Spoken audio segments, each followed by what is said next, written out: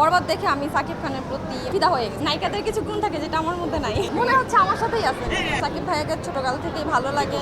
নায়িকাদের কিছু গুণ থাকে যেটা আমার মধ্যে নাই।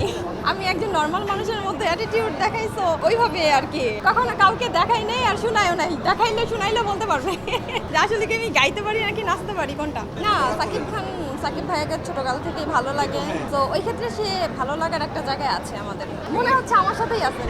হ্যাঁ, মাশাআল্লাহ, স্মার্ট লাগতেছে, অনেক সুন্দর লাগতেছে। জি, আমার ওনার লাস্ট মুভি দেখা হয়েছে বরবাদ আমার কাছে অনেক বেশি ভালো লাগছে।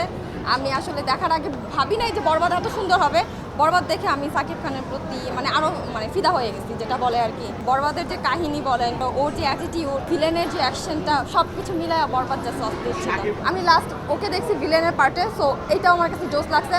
আর ছোটকালে দেখেছিলাম রোমান্টিক পার্টে, সো ওইটাও ভালো লাগছে। দুইটা ক্ষেত্রেই ভালো লাগে। মানাইছে ওনাকে, আসলে বয়স কম আর ম্যাটার না, ওনার অ্যাটিটিউড প্লাস হচ্ছে ওনার যে অভিনয়, এটাই হচ্ছে বেস্ট। মানুষের বয়স কম আর বেশির মধ্যে এটা কোনো আটকায় থাকে না, দেখতে হবে ওনার অভিনয়টা কেমন।